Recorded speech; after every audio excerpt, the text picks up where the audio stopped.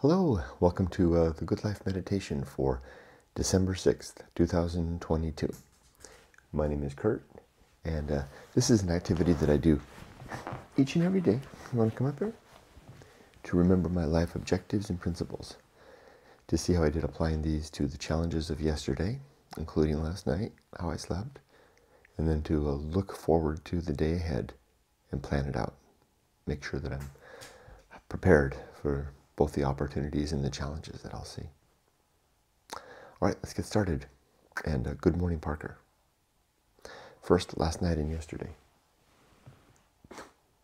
How cute. The two dogs are on a little bed together. I hope that works out.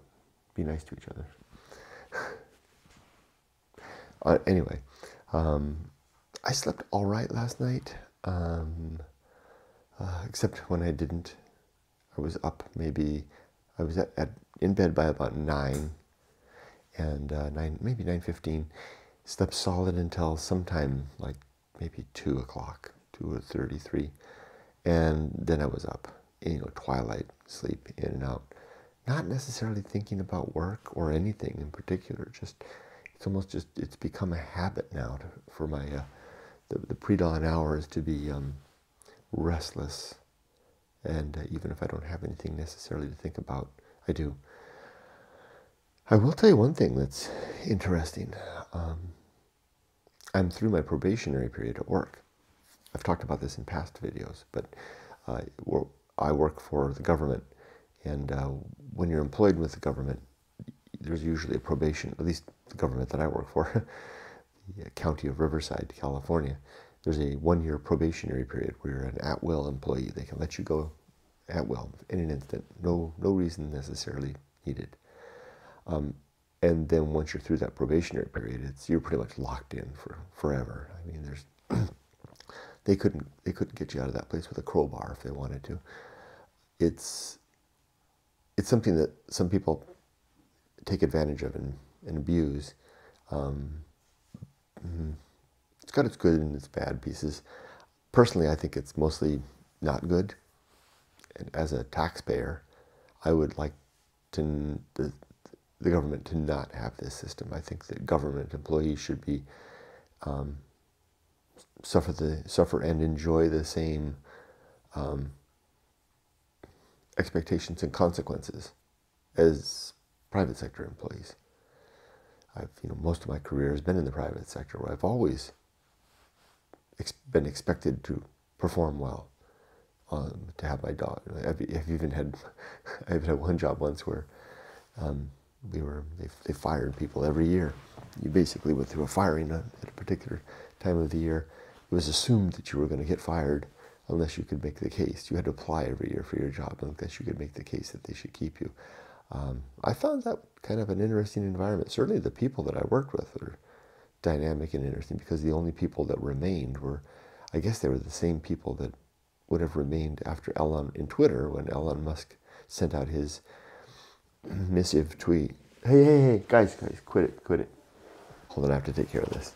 They're gonna... Come here.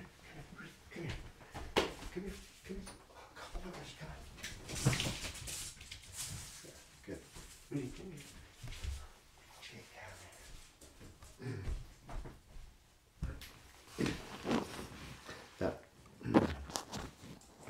That was not a good combination. I could hear them growling. Here, I know what I'll do. I'll hold Rudy. No, we're just getting started, Ollie. Ollie's here.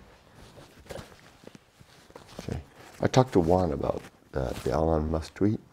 Now they left the door open. Just a second.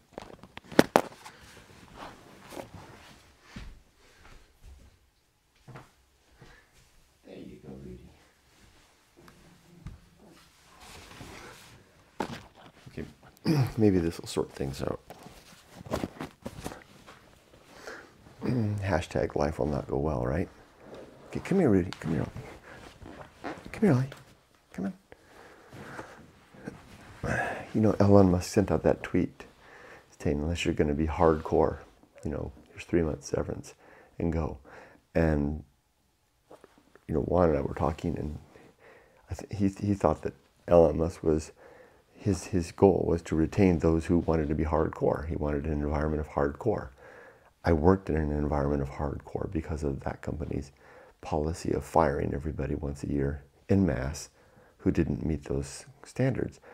And even though it was a hard job, I couldn't do that job now. I couldn't keep up. That was the job that I kept the sleeping bag in my desk so I could sleep under the desk when I had a 14-hour day, which was a lot.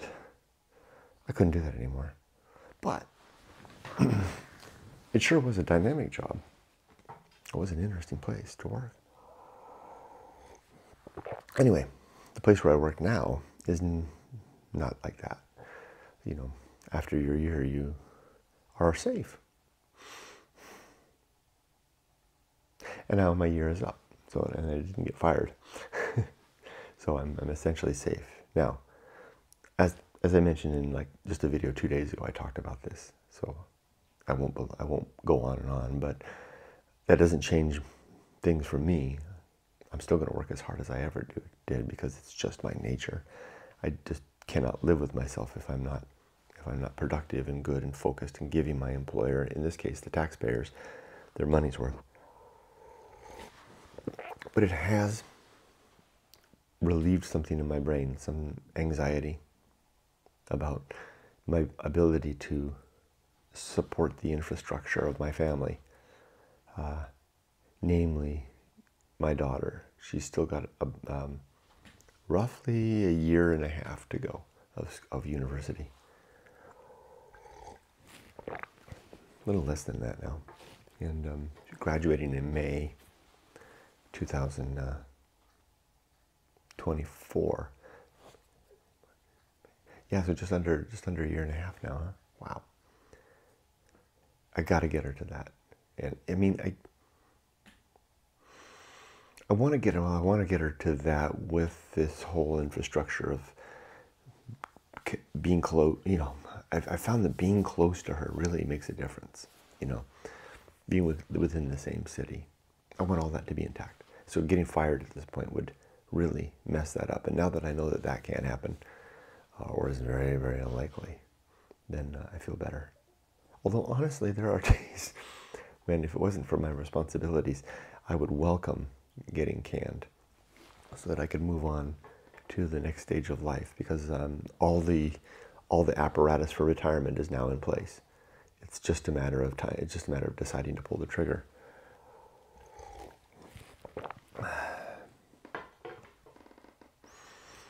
Okay, so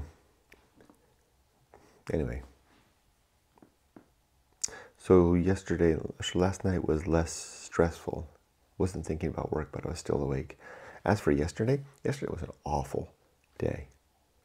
Started off awful and remained awful until midday, and I thought the awful would go away by about an hour into the work day, but it didn't. What an awful day. Just awful. Ugh. Today threatens to be awful, but it doesn't have the edge that yesterday had. I think it's because I kind of got on top of everything yesterday throughout the day. I was really laser focused, laid out a list of the things that I was going to work on, and I just nailed them. Man, I was like a guy with a shovel to dig a ditch, and I dug that ditch, or sledgehammer driving stakes into the ground and just slamming with all of my force all day. And I have this way of working where I tend to get it feels like a week's worth of work done in a day. And that really just, it's like someone when you're feeling a little bit out of sorts and someone coming across and just slapping the crap out of you across the face. Bam! And you come out of it, and I don't know exactly what you're going to come out of from that, but you ain't going to be, you ain't going to have a cloudy head anymore, right? It's going to clear things up. It may have been a painful experience. It was like, wow, I'm awake now. That's how I feel now. Good thing is it's not an anxious awakeness. In fact, I do have a hard meeting today. I have a really hard meeting today. The type of meeting that should have kept me up last night. I worked out before I finished the day yesterday, I worked out in my mind how I was going to deal with the meeting and the facts and the discussion that was going on. And I'm going to use this challenge as an opportunity to optimize the processes that we're doing. It's going to be painful. It's like a retrospective of sorts, but midway through a project. And things are going on well on the project, but things can be improved. And that's what this is. I don't want to get into details, but that's what this is about. And I thought, rather than fight it,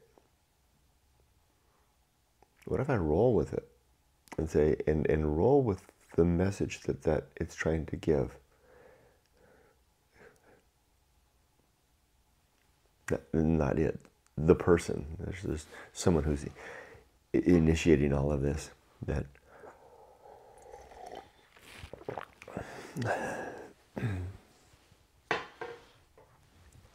basically, I think they're right, and that reflects poorly on me. Because if that person's right, then I'm in the wrong. And rather than fight that, because I had a good heart to heart with my own heart.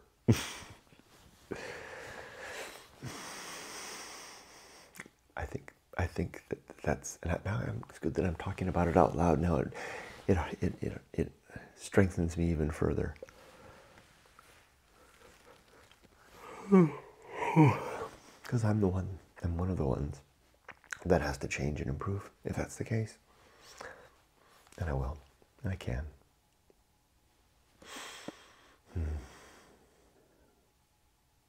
Other than that amazing run into the sea yesterday, that was day 21, ocean swim. Gosh, it was cold, so cold. Wind was blowing, air was bitter cold. I mean, for Southern California. I got there and I rode my motorcycle to get to the beach, and it was cold on the bike. But when I run down to the sea, the sand, and there's a little bit of a drop off right where I put the camera, and I film it, and I run into the sea, and you kind of jump off. And I'm finding as soon as I jump off that edge and touch the wet sand below, the wetter sand below, my resolve is complete. My fear, my doubt evaporates away. And I just, one foot after another, until I'm immersed under the ocean, within the ocean. Feels good. And then after I come out, before the body starts to, full body shakes, it's been washed my worry away.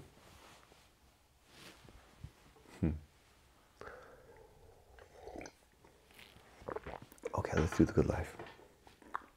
First, my 7 objectives. And by the way, these 7 objectives and 32 principles are available in my book, Going Alone. Available in bookstores, or from bookstores. If they don't have it, they'll order it for you. Or you can get it on Amazon.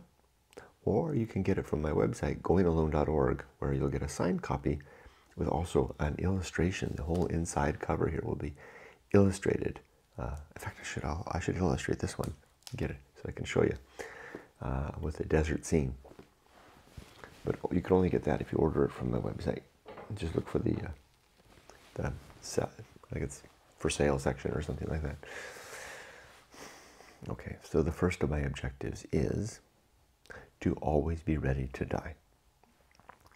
To have my life in a state that if I was to die today, I will have left my affairs in good order, my relationships in a good state, and my life's work in as complete a state as possible, which isn't really possible when I'm always working on more life work. But my main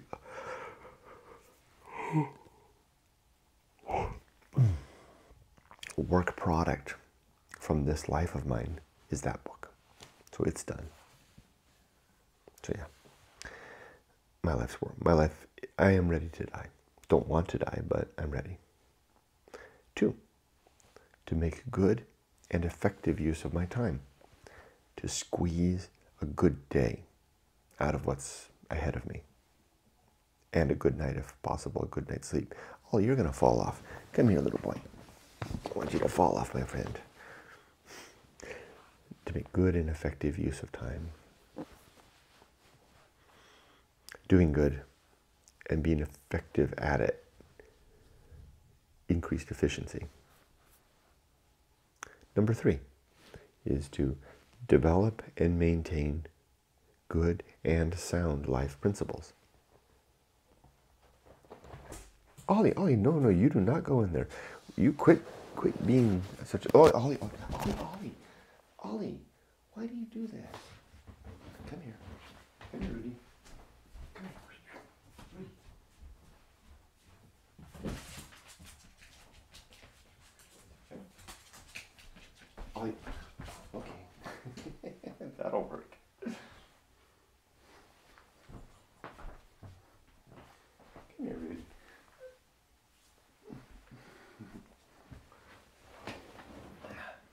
I don't know.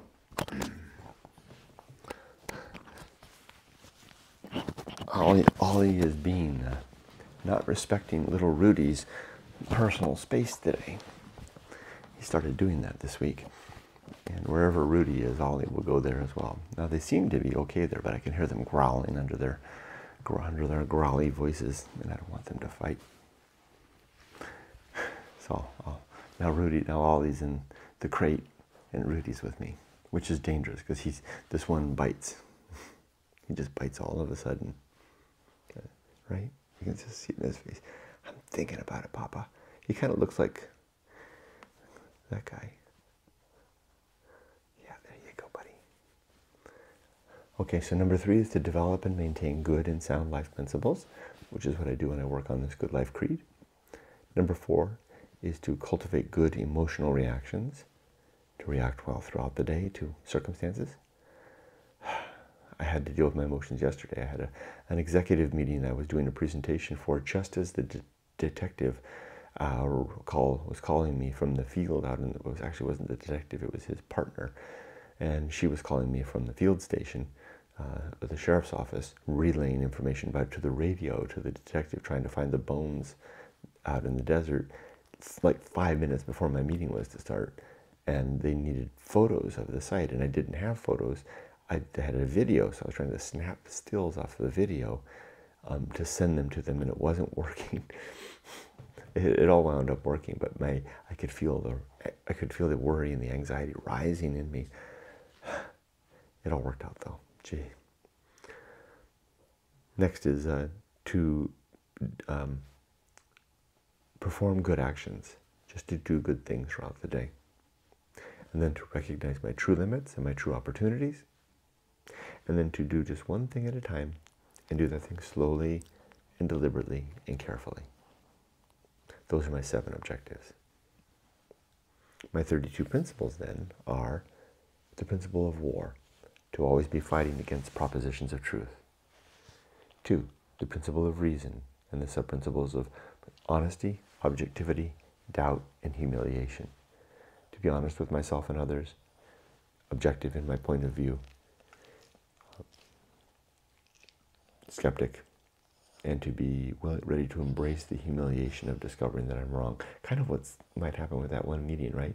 I have to embrace the humiliation of recognizing that that circumstance is pointing us in a better direction, if only I will acquiesce and recognize that's the case. Me and the team, that is. Number 3 and 4 are the homunculus and anchor hold, 2 principles that go together. I don't believe in a soul or God or afterlife, but I do think that we each have a consciousness as long as we're conscious. And that consciousness lives within us and will die like us utterly and be gone when we expire. Next is the principle called the home of good and evil. I don't think that right and wrong are absolutes. They're simply opinions that we maintain, we built up based on our life experience, and they're subjective at that. So we have to exercise, we actually do a lot of work to manage our structure and set of values, what we consider to be right and wrong, good and bad, evil, etc. Then comes the principle of purpose, and the three sub-principles of biology, virtue, and mission.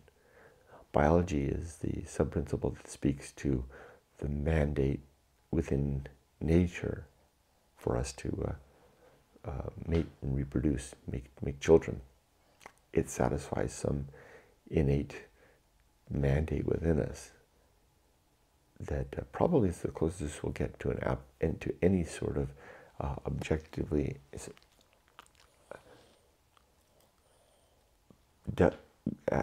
something that from nature that is what we can do that makes life good. Because we seem to be rewarded for becoming parents, and especially rewarded for raising our offspring to adulthood. To be successful parents, that is. The second part of that is virtue. I've decided that for me, my purpose is to be a virtuous human being, where virtue is defined as seeking after the improvement of the well-being of thinking creatures. And then the third personal purpose is whatever it is I want to do with my life. And in my case, it's the having written Going Alone, and then sharing the story of going alone and the resulting good life creed, which is what I do every day when I make this video. That's why when I finish this video, I say my life is done. Because when I finish this video, my life is done for another day. I can die anytime after, and I can't quite share with you the impact that that's beginning to have. I've only been doing that for a week. It really has an impact. It's like knowing that your bags are packed. There's nowhere to go, but your bags are packed. And all throughout the day, tough meetings, whatever, I know that I can have a heart attack, an aneurysm, whatever the case, and just keel over and die. And that's, although I'd rather live, that's fine. Everything is done. Until tomorrow at around sometime between 5 and 6 a.m. when I wrap this video up again, tomorrow's video. Okay, the next principle is the atomic principle. Everything in the universe is made of bits and pieces, flowing and changing and forever transforming. And then the principle of nature. Everything has some particular nature, including inanimate objects, including circumstance, including concepts. And it's good to recognize what that is, so that we can deal with the world as it is, meet the world where it is. Excuse me. And then a principle called the pirate ride. Without God or a soul or any overarching managing agency, we're left on our own. And I don't even think that we have our own will. I think that the universe has everything to say, mindlessly, mutely, about our decision-making and what we'll do. We are the active ends of a very complex, each of us a very complex set of chemical reactions and physical activities that have been unfolding since the beginning of the universe. I believe this. I can't prove it. I hold this up to be by virtue of faith. Although I really struggle to operate with that idea. I wonder how that would change my life if I could have it operationally in my mind. Would I be the same? I don't know. It's kind of scary to think what it would be like if I could really operate as though free will wasn't real. But I believe it's true. Next comes the principle of maturity, which has sub-principles of wisdom, fortitude, and integrity. We are mature when we wisely remember our past successes and failures, have the fortitude to do better, and enjoy the resulting integrity of a life where the product of our life is in alignment with our values. to the best of our ability. Next comes the social principle. We are social creatures. We need each other. The sub-principles here are diplomacy, justice, and conspiracy. We work together diplomatically to decide what ends we can work towards that will create a more just state. And then we can link arms and conspire together to create that place. Then comes a principle called public speaking. A recommendation to communicate better and to listen better. And the sub-principles here are best words. Read a lot. I recommend reading a lot, developing a good vocabulary, and then using that vocabulary well, not to show off, but to have the right words positioned in just the right places to convey the meaning we want to share. Eloquence. I recommend developing eloquence through practice. And then prudence, using prudence to filter what comes out of our mouth and our pen, or through our fingers into the keyboard, through our value system, so that it's in alignment with our principles. And then to avoid being a gossip and avoid spreading rumors. Next comes 5 principles that go together. These are temperance, controlling our consumption. Life will not go well. Life's going to be difficult. Kind of like, with the dogs this morning. That's to be expected. The horror show. Sometimes life will go so poorly as to constitute a horror level stuff. Like I said, diagnoses of cancer, car accident, fatalities, whatever the case may be, horror show stuff.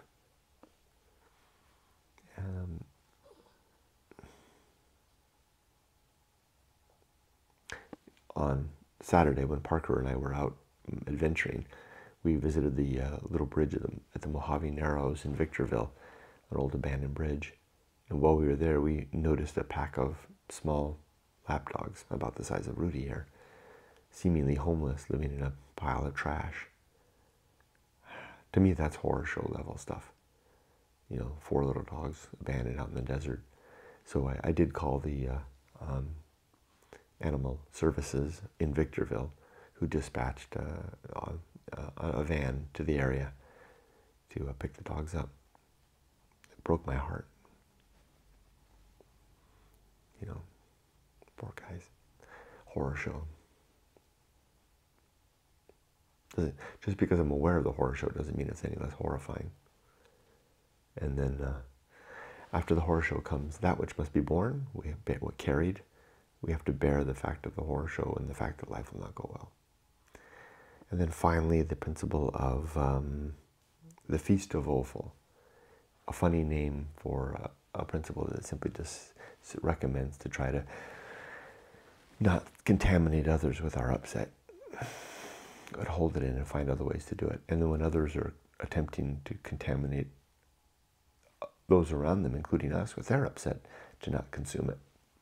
Offer them a tissue and a shoulder to cry on, but don't give them our... what do you give them when you engage in it? Give them our engagement. Letting them upset us. That's like an example of that is someone exhibiting road rage, right? And we don't at us perhaps, and we don't get mad back. We move ourselves away from that person that's having an upset day on the road, to not engage them, to let them carry on, and to not let our anger rise in response and wind up in a bad situation. Just take that basic idea and apply it to all of our human interactions. It doesn't mean we don't care. It just means that we're gonna maintain our own self-control as much as possible.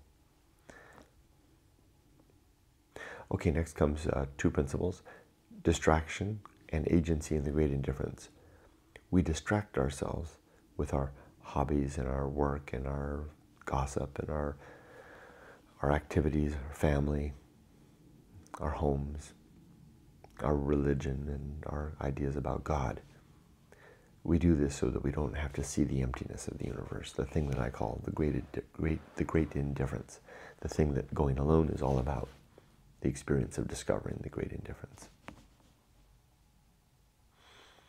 Next comes a principle called the best seat in the house, to not want to be anyone else, or be anywhere else, or be doing anything else, but to be okay with who I am, where I am, and what I'm doing, all the while striving for better.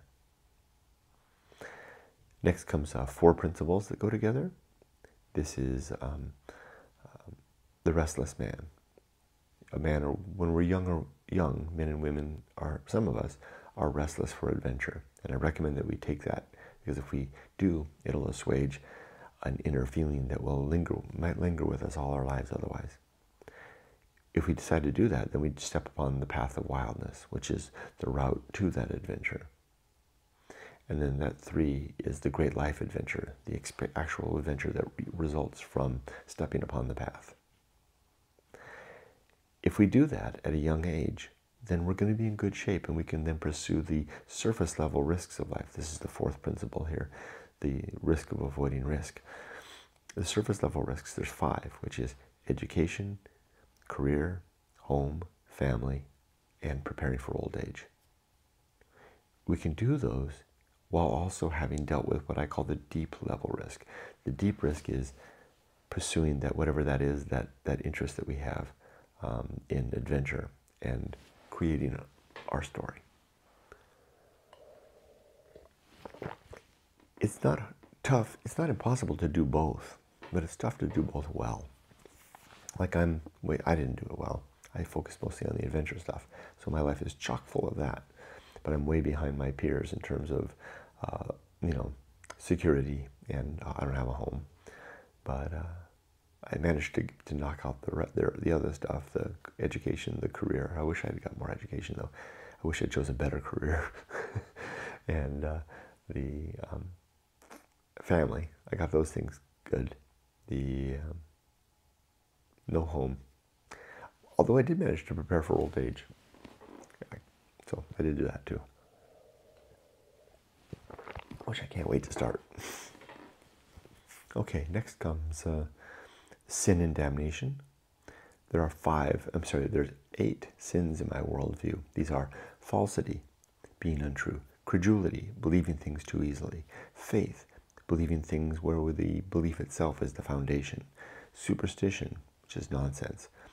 Nonsense if you buy into it. It's okay to know about it, but to entertain it, to think about it, but to buy into it necessarily, because if it has more credible evidence, then it's no longer superstition, it's a fact. Dogma, belief based on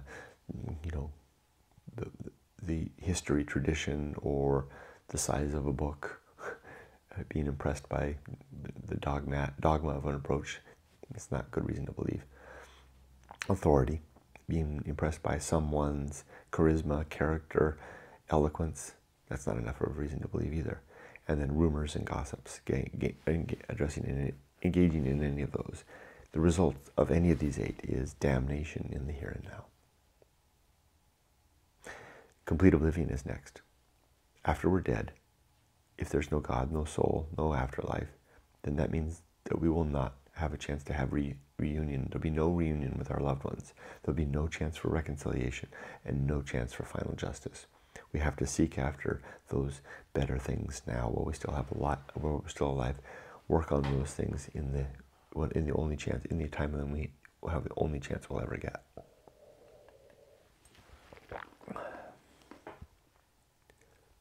The bullseye aim suggests we strive to hit the mark, but we usually miss. The uphill climb is a recommendation to improve upon the day, such that we finish the day with a broader view of life around us than when we started it. Arena and utility is a principle that recommends that we maintain, first we develop our objectives and principles, then we work on them hard every day, and then we keep them at their handy and at the ready to use throughout the day. Nothing is enough. This principle simply recommends towards less. And then finally, the principle of fun. remembering to enjoy today, to look forward and plan for pleasures tomorrow and beyond, and to enjoy the memories of the pleasurable events and the good times from yesterday and beyond. There we go. There's my Good Life Creed. 7 objectives and 32 principles. As I said, all of them enumerated and described in my book, Going Alone in the chapter titled The Good Life. All right, now let's prepare for today. I only have like 3 meetings today, and I am pretty much caught up on everything at this point. That means that I'll use the time in the meetings, which I'm sure will it'll occupy a lot of my time thinking about them and preparing for them. I'll use the time that I have once all those things are done to improve myself. I have some things that I'm working on, some projects that I actually can move forward with education, and I have some training that I can engage in, and that's what I'll do. And I'll also try to close out some open items. My plan is to be productive. To not rest on the fact that through my probation, I could coast. I'm not a coaster, which is one of the reasons why I'm so tired sometimes from work. Okay. I wish you all the best. I'm going to close this off now and note that this means that my day is done. My life is done. My life is done. As I hit this button right here, my life is done. Be safe, but not too safe. Take care.